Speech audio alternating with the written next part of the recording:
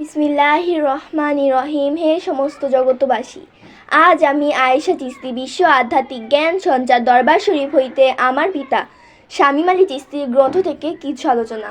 গ্রন্থটির নাম হলো শরীয়তের পেট থেকে হাকিকত ও মারিফতকে উদ্ধার। তো আজকে আলোচনাটি যদি আপনারা মনোযোগ সহকারে শুনেন তাহলে অবশ্যই আপনাদের কাছে ভালো লাগবে। আল্লাহর জাত থেকে আসিয়া আবার জাতে না ফেরা পর্যন্ত আমরা কেউ মুক্ত না। মুক্তি পেতে হলে আমাদের কি করতে হবে, এই নিয়ে কিছু তত্ত্ব আলোচনা। সারা জীবন আমরা শুধু বেহেশতের লোভে এবং দোজখের ভয়ে আল্লাহর ইবাদত করিতেছি, কিন্তু বেহেশত ও দোজখের মধ্য দিয়া আরও একটি পথ রইয়াছে। সেই পথটি হলো মুক্তির পথ। পথে গেলে জন্ম ও মৃত্যুর ভয় থাকে না। জন্ম নেওয়া ও জন্ম দেওয়া অনেক কষ্ট।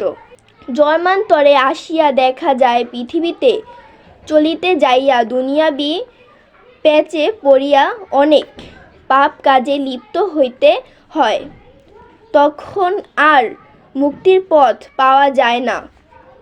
চতুর্দিকে দুনিয়াবি লোভ লালসা ঘিরিয়া ধরে, আর সহজে ছোটা যায় না।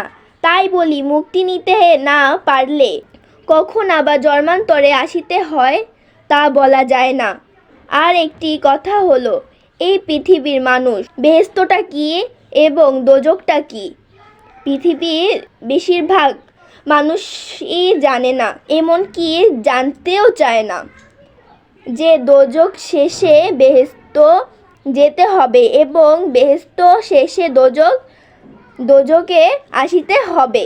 এই যুগান্তরে ঘূর্ণিপাকে মানুষ ঘুরতেছে আর বলতেছে, মরিয়া গেলে পাপী হইয়া দোজখে যেতে হবে। দোজখে থাকিয়া দোজখের কথা বলে এবং বেহেশত থাকিয়া বেহেশতের কথা বলে, কিন্তু অবুঝ মানুষ বেহেশত দোজখের আর শেষ হয় না।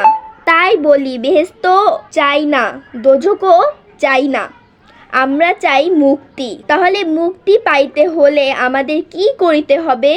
মুক্তি পেতে হলে এই পৃথিবীতে মুক্তি ব্যক্তির কাছে যাইতে হবে। মুক্ত ব্যক্তির লক্ষণ কি, কেমন করে তাহাকে চিনব?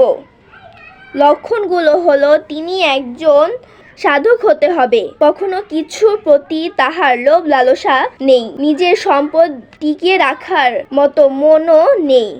নিজের খাওয়ার চিন্তাও করে না। নিজের বিপদ যতই হোক, অন্যের কোনো বিপদ হলে সেই বিপদ উপায় করতে উঠিয়া পড়িয়া লাগে। মোট কথা হলো, তাহার কাম, ক্রোধ, লোভ, মোহ, মায়া, মৎসর্য কোনোটাই তাহার মনে নেই। কখনো কখনো রাসূলের কথা, নিজ মুর্শিদের কথা ভাবিয়া চোখে জল বুক ভাসে এবং দুনিয়ার দুঃখ কষ্ট তাহাকে স্পর্শ করিতে পারে না। সৎ দুঃখেও হাসি হাসি মুখে দেখা যায়।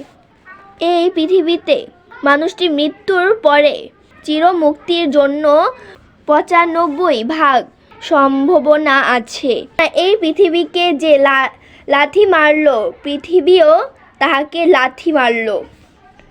আমরা এই লক্ষণের কোনো সাধক বা কামেল পীর যদি পাই, তাহলে তুমি সেই কামেল ব্যক্তির সাথে সঙ্গ রাখিব, আমারও সেই মুক্তির পথ পাইয়া যাব। এই মুক্তি ব্যক্তিটি ভালো জ্ঞান চরিত্র আমার তোমার মধ্যে সেট করলে আমরাও একদিন মুক্তর পথ পাইয়া যাব ইনশাল্লাহ। তো হে সমস্ত জগতবাসী, আজকে আলোচনাটি এতটুকুই। আশা করি আলোচনাটি সকলের কাছেই ভালো লেগেছে। যদি আলোচনাটি সকলের কাছে ভালো লেগে থাকে তাহলে আমার এই চ্যানেলটিকে সাবস্ক্রাইব করে সকলেই আমার পাশে থাকবেন। এই চ্যানেলে যদি কেউ নতুন হইয়া থাকেন তাহলে চ্যানেলটিকে সাবস্ক্রাইব করে রাখবেন। সকলেই ভালো থাকবেন। আল্লাহ হাফিজ।